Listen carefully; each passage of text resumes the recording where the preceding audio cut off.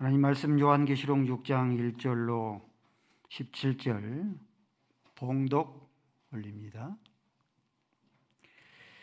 내가 보매 어린 양이 7 인중에 하나를 떼시는데 그때 내가 들으니 내 생물 중에 하나가 우레소리같이 말하되 오라 하기로. 이에 내가 보니 흰 말이 있는데 그 탄 자가 활을 가졌고 멸관을 받고 나아가서 이기고 또 이기려고 하더라.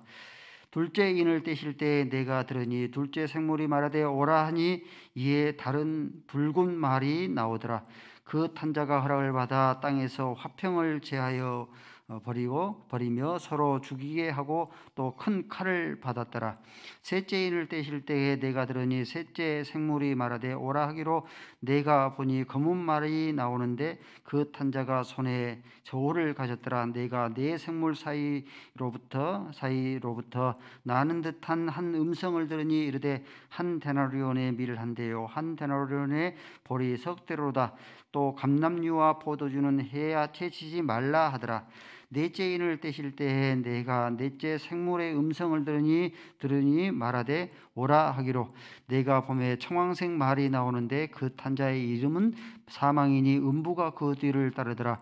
그들이 땅의 4분의 1의 권세를 얻어 검과 흉년과 사망과 땅의 짐승들로서 죽이더라.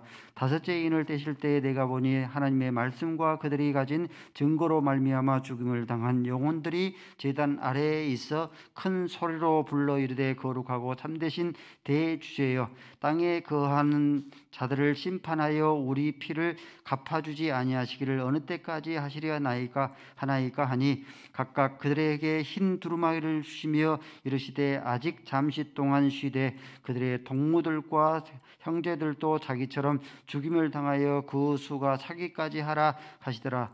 내가 보니 여섯째 인을 떼실 때에 큰 지진이 나며 해가 검은 털로 짠 상복같이 검어지고 달은 온통 피같이 되며 하늘의 별들이 무화과 나무가 대풍에 흔들려 설익은 열매가 떨어진 것 같이 떨어지며 하늘은 두루마리가 말린 것 같이 떠나가고 각 산과 섬이 제자리에서 옮겨짐에 땅의 임금들과 왕족들과 장군들과 부자들과 강한 자들과 모든 종과 자유인이 굴과 산들의 바위 틈에 숨어 산들과 바위에게 말하되 우리 위에 떨어져 보좌에 앉으신 이의 얼굴에서와 그 어린 양의 진노에서 우리를 가리라. 그들의 진노에 큰 날이 이르렀으니 누가 능히 서리요 하더라. 아멘. 아버지 하나님, 하나님의 반드시 속히 될 하나님의 살아계신 생명의 말씀 듣기를 원합니다. 하나님의 말씀으로 시대를 분별하게 하시고 우리가 하나님을 어떻게 섬겨야 할 것인가 말씀을 통해서 하나님의 음성 듣게 하여 주옵소서. 예수로서의 이름으로 기도 올리옵나이다. 아멘. 오늘의 말씀은 인이 떼어질 때마다 재앙이 임합니다. 재앙이 임하는데 감람류와 포도주는 해치지 말라. 감람류는 누구이고 포도주는 어떤 것인가? 어떤 자가 감람류와 포도주가 되어져서 쏟아지는 재앙, 큰 환난을 당하지 아니하는가에 대해서 살펴보도록 하겠습니다. 어린 양이 인을 떼자. 어린 양은 예수 그리스도이시죠. 어린 양이 인을 떼자 말 탄 자가 등장하기 시작합니다. 한번 봐볼까요? 오늘 본문의 말씀에 기록되어 있는데 도표를 한번 봐볼까요? 제가 안 올렸나요? 예. 첫째 인을 떼자 흰 말이 등장을 합니다. 흰 말인데 머리에 멸관을 썼고 그 손에 무기를 지녔는데 활 무기를 지녔더라. 둘째 인을 떼자 붉은 말이 등장을 합니다. 붉은 말인데 손에 큰 검을 가졌다. 그래서 화평을 제해버리고 서로 죽이게 하더라. 셋째 인을 떼자 검은 말이 등장합니다. 손에 저울을 지녔더라. 한 데나리온에 밀 한 대요, 한 데나리온에 보리 3대로다. 넷째 인을 떼자 청황색 말이 등장을 합니다. 이름이 사망이라. 음부가 그 뒤를 따르더라. 다섯째 인을 떼자 보좌의 아래에서 순교를 당한 자들이 하나님께 탄원합니다. 우리의 피를 신원하여 갚아주지 아니하시기를 어느 때까지 하시려나이까 탄원합니다. 그리고 여섯째 인을 떼자 하늘이 일월성신이 무너지기 시작합니다. 떨어지기 시작합니다. 해가 검은 총담처럼 검은 상복 있죠? 상봉처럼 검어졌다. 달들이 빛이 되어졌다. 별들이 마치 선과실이 무화과 나무의 선과실이 떨어지는 것처럼 떨어졌다. 일월성신이 하늘의 권능이 흔들렸다. 6가지의 그런 인들이 이렇게 떼어지고 재앙이 임하게 됩니다. 이 6가지 인은 마태복음 24장에 보면은 예수님께서 이 마태복음 24장의 마지막 종말에 되어질 그런 일들, 그 시기와 징조에 대해서 말씀하는데 이 요한계시록 6장 6개의 인과 예수님의 이 교훈과 내용과 일치합니다. 마태복음 24장을 한번 봐볼까요? 마태복음 24장 말씀에 보면 동일한 말씀들이 이렇게 순서로 적어져 있는데 예수님께서 제자들이 예수님께 와서 어느 때 종말의 시기가 임하겠습니까? 또 어떤 징조가 있겠습니까? 라고 묻습니다. 그럴 때에 종말의 시기에 대해서 예수님께서 말씀하고 종말 때 징조에 대해서 말씀하는데 이 예수님의 종말의 시기와 징조가 오늘 본문에 요한계시록 6장의 그런 이 6인을 떼는 것과 내용이 순서가 일치하고 내용이 일치합니다.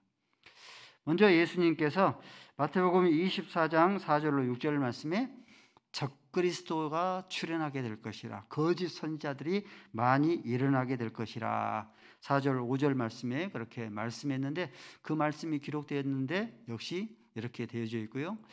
또 두 번째는 마태복음 24장 6절 말씀에 난리와 난리 소문이 있을 것이다. 그 난리와 난리의 소문은 나라와 나라가 민족과 민족이 서로 대적하여 일어날 것이다. 전쟁이죠.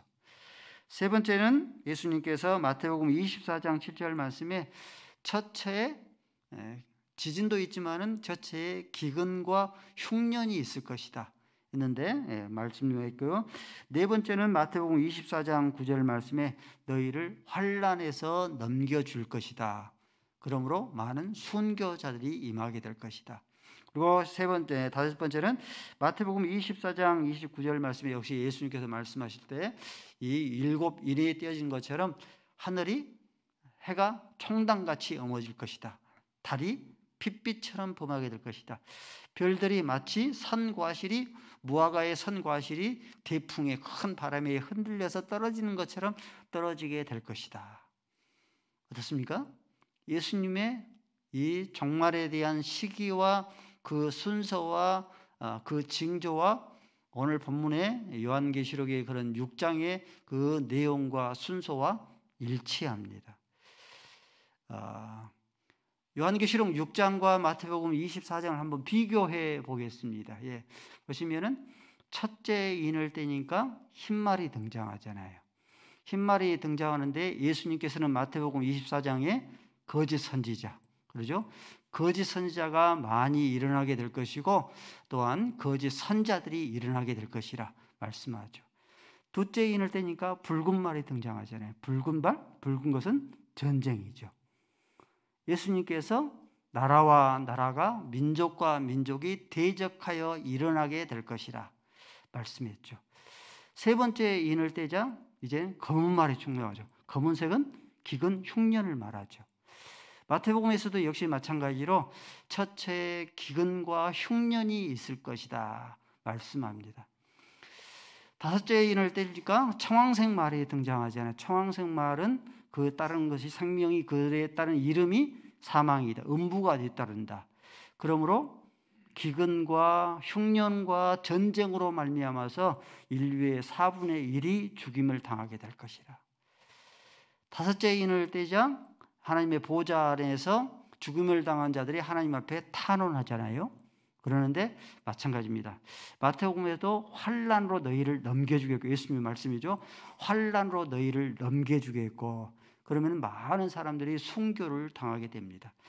마지막으로 여섯째 인을 떼니까 일월성신이, 하늘의 권능이 흔들리잖아요. 일월성신이 흔들리게 될 것이라. 역시 마찬가지로 예수님의 그런 말씀도 일월성신이 역시 흔들리게 되어지고 일월성신이 큰 어려움을 당하게 될 것이라 말씀하잖아요. 이것이 바로 성경에서 말씀하는 성경의 통일성입니다.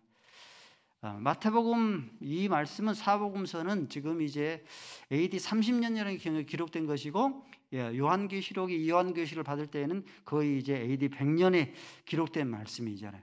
벌써 한 70년 그런 차이가 나는데 성경의 통일성입니다. 예수 안에서 하나님께서 죄악된 백성을 어떻게 구원하실 것인가 끊임없이 하나님의 경륜을 펼쳐나가시죠. 성경은 서로의 유기성이죠. 마태복음대로 따로 독립되어 있고, 요한계시록은 요한계시록대로 따로 독립되어 있는 것이 아니라 모든 성경에 서로 유기되어서 연결되어져 있다 하는 그런 말씀입니다. 이 말씀이 이사야서 34장 16절 말씀입니다. 읽습니다. 이사야서 34장 16절 말씀 시작.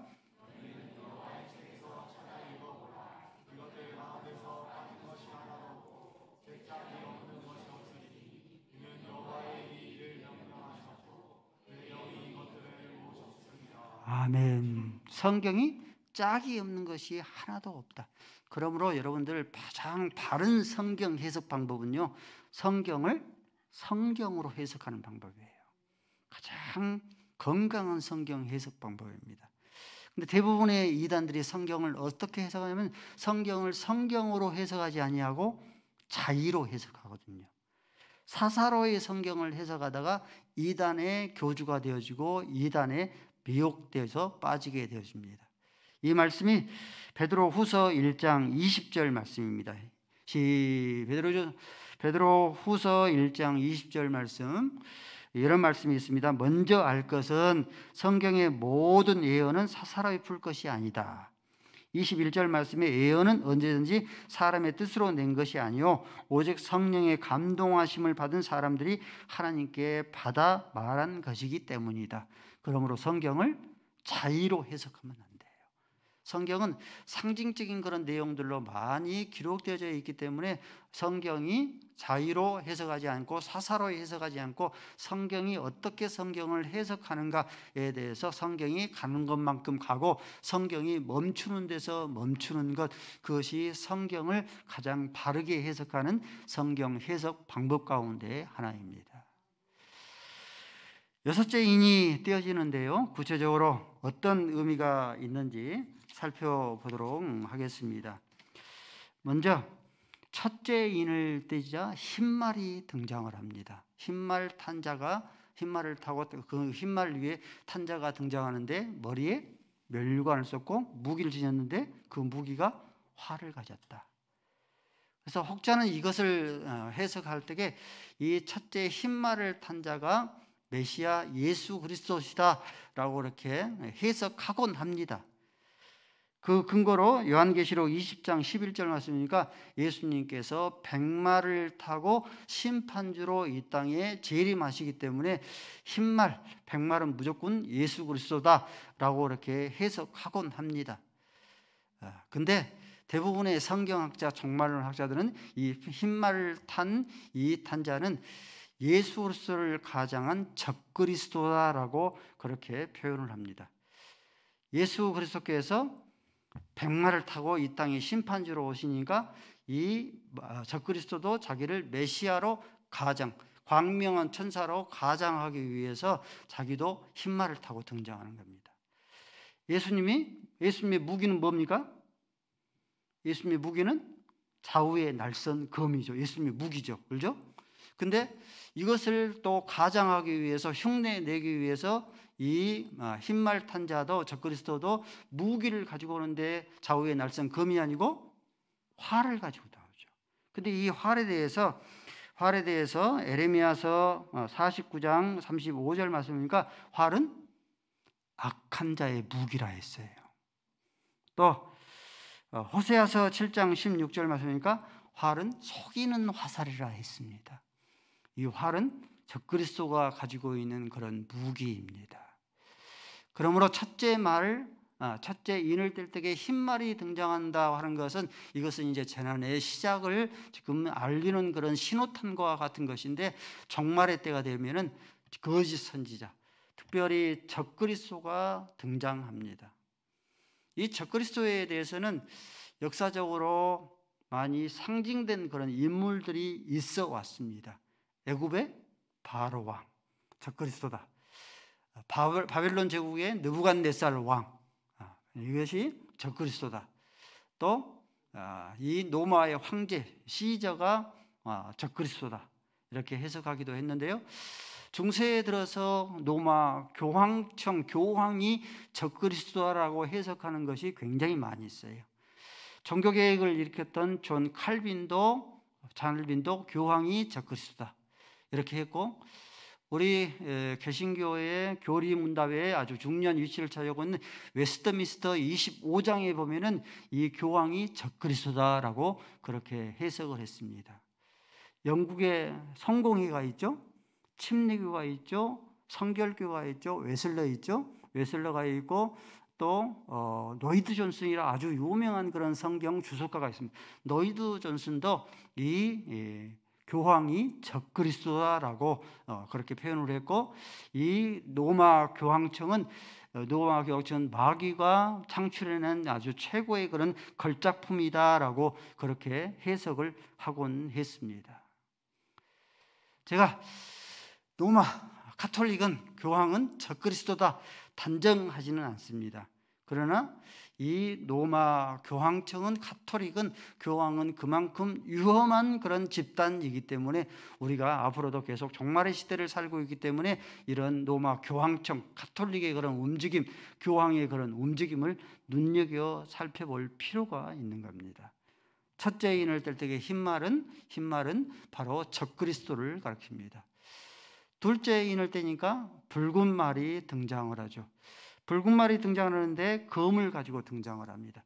그래서 화평을 제해버리고 서로 죽이게 하더라. 붉은 말이기 때문에 전쟁을 의미하잖아요. 전쟁의 그런 시작을 알리는 겁니다. 반기문 유엔 총장, 유엔에 이렇게 있으면서 유엔 본회의장에 이사야서 2장 4절 말씀이 크게 이렇게 기록이 되어 있답니다. 2장 4절 한번 읽을까요? 시작.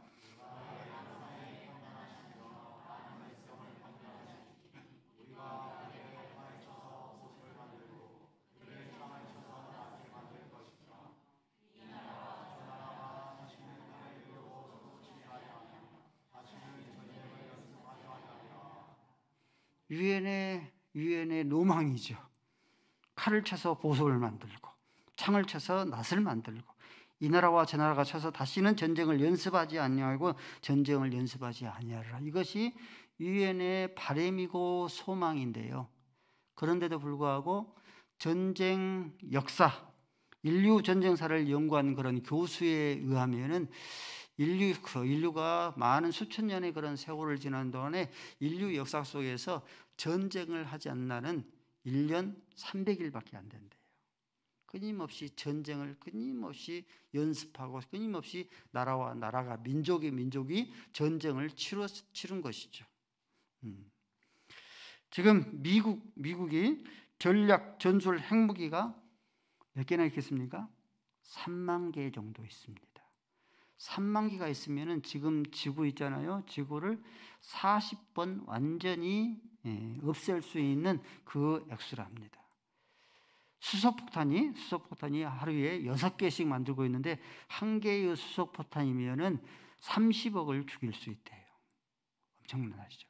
근데 재밌는 것은 인류가 이러한 무기를 만들어 놓고 한 번도 사용해 보지 않는 적이 한 번이 없답니다. 앞으로의 전쟁은 재래식 전쟁이 아니고 전방도 없고 후방도 없는 그런 전쟁이 펼쳐질 거예요. 피신 갈 필요도 없는 거죠. 미사일로, 핵폭탄으로 전방과 후방이 없는 그런 전쟁이 펼쳐질 겁니다.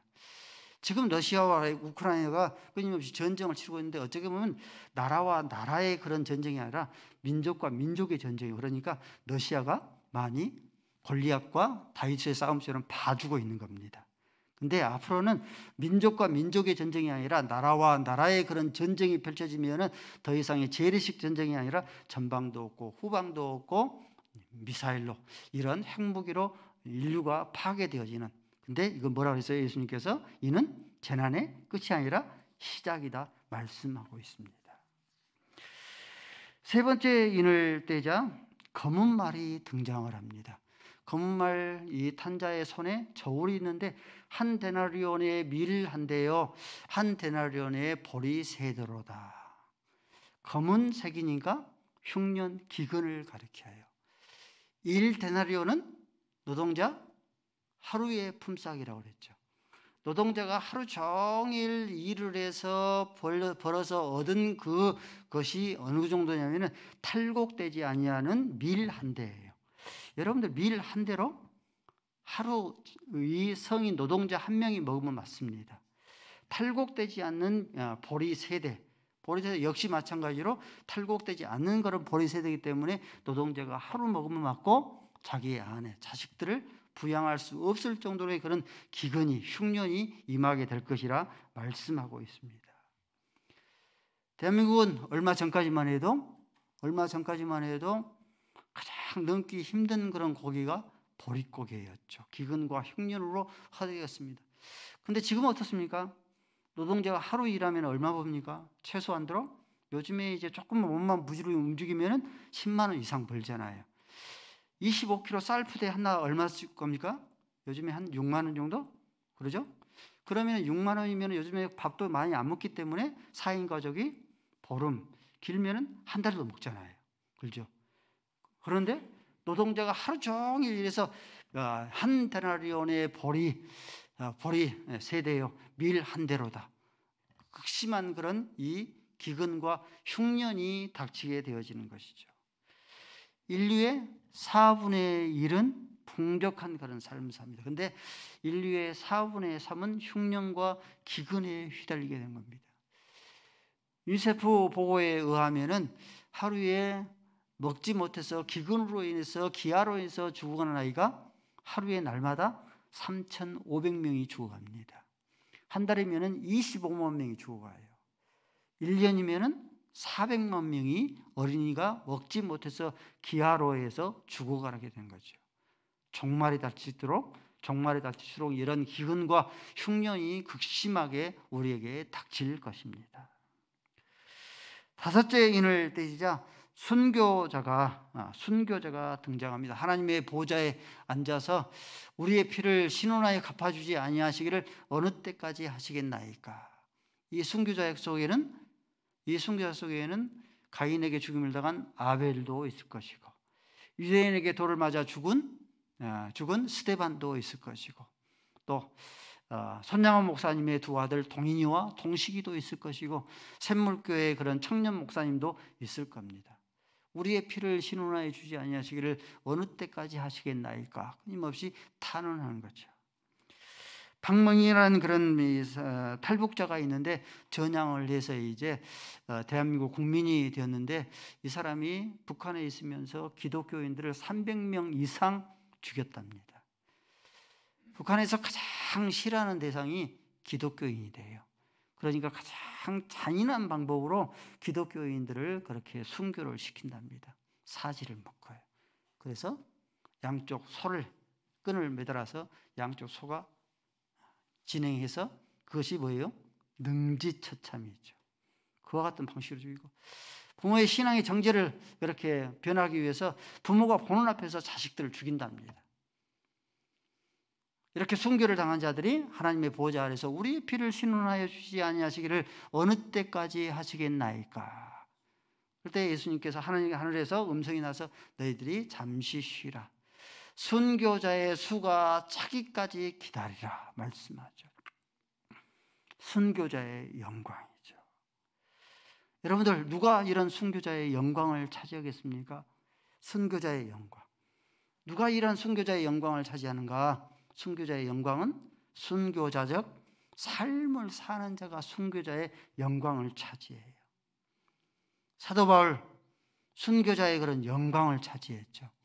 근데 사도 바울은 순교자의 그런 삶을 살았기 때문에 순교자의 영광을 차지한 거죠. 나는 날마다 죽노라.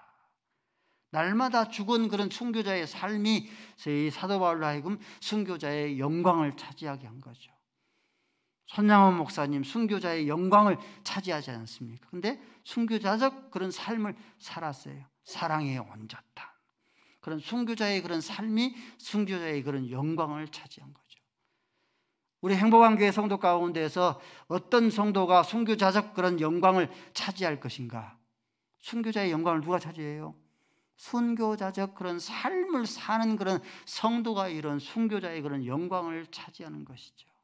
나는 날마다 죽노라.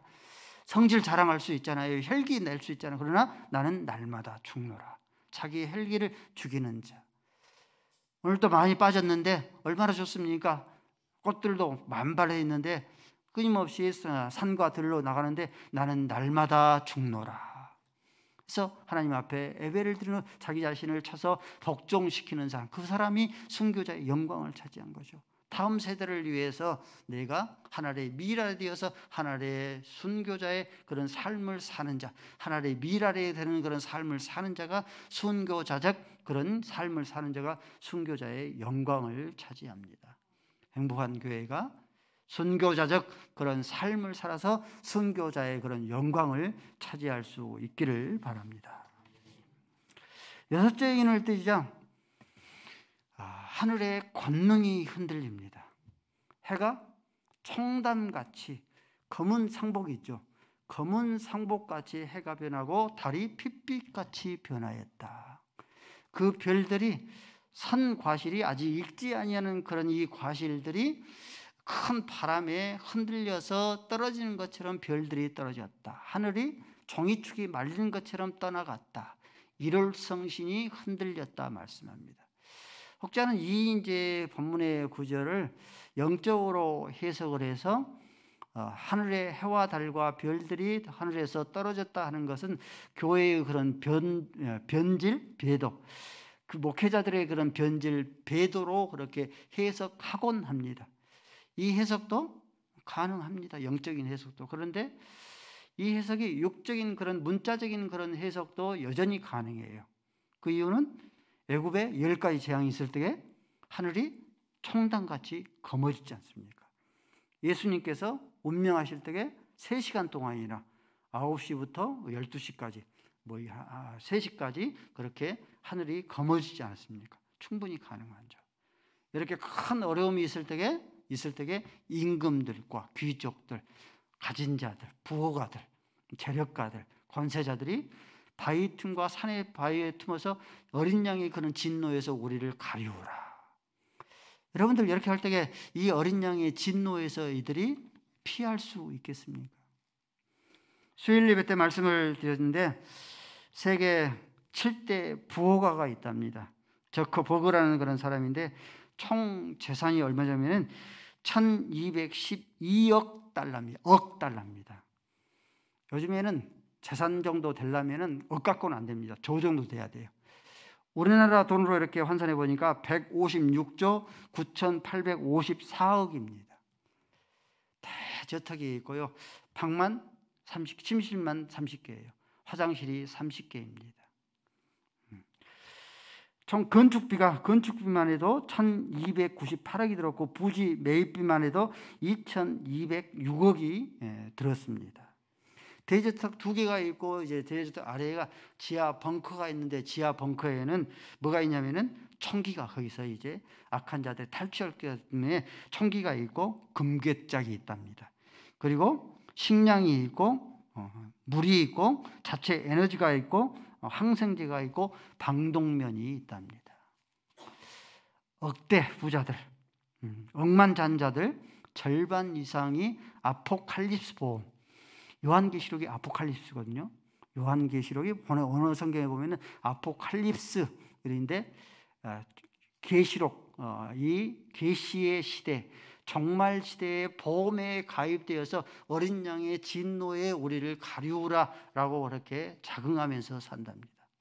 여러분들 가진 자들이 이렇게 바위 틈과 돌틈에 숨어서 지하 벙커에 숨어서 어린 양의 진노에서 우리를 가리우라. 그렇죠?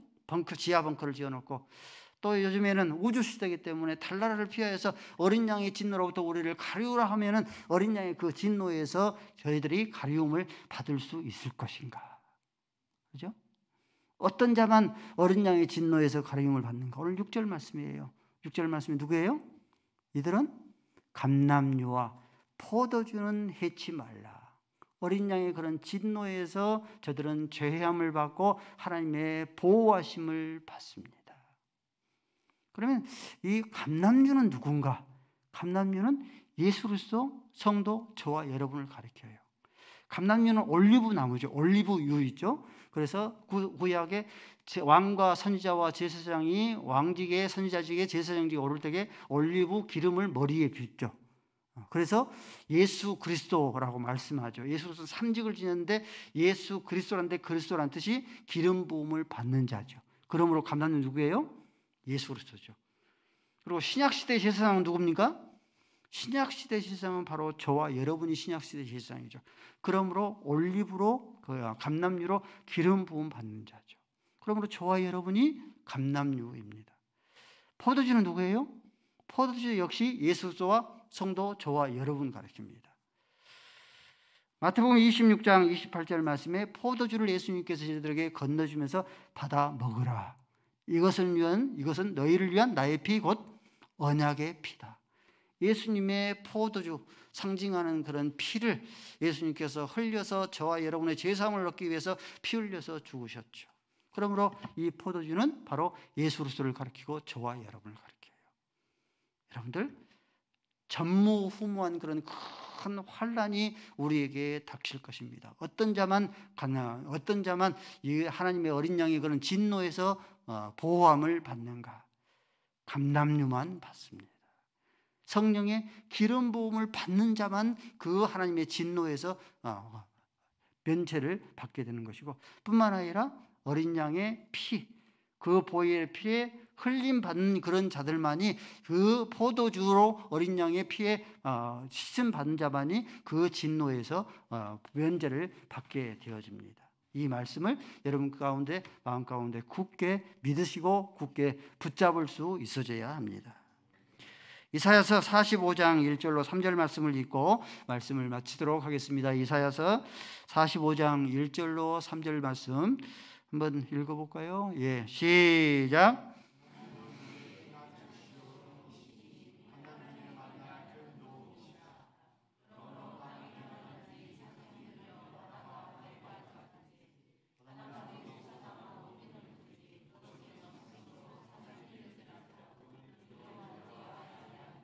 아멘. 일월성신이 흔들릴지라도 해가 검어지고 달이 핏빛이 되어지고 별들이 대풍나무에 떨어진 것처럼 떨어질지라도 산이 흔들려 바닷 가운데 빠질지라도 우리는 안연하리로다. 저와 여러분이 감람류이므로 포도주이므로 하나님께서 우리를 모든 재앙에서 건져주실 줄로 믿고 승리를 확신할 수 있기를 바랍니다. 아버지 하나님 감사합니다. 하나님께서 성령의 기름 부으심으로 예수의 보혈로 저희를 감람류로 포도주로 삼으신 아버지 하나님 감사합니다. 하늘의 일월성신이 하늘의 권능이 흔들릴지라도 해하지 말라 말씀하여 주셨사오니 하나님의 지키심을 믿고 승리를 확신하게 하여 주시옵소서. 예수 그리스도의 이름으로 기도 올리옵나이다.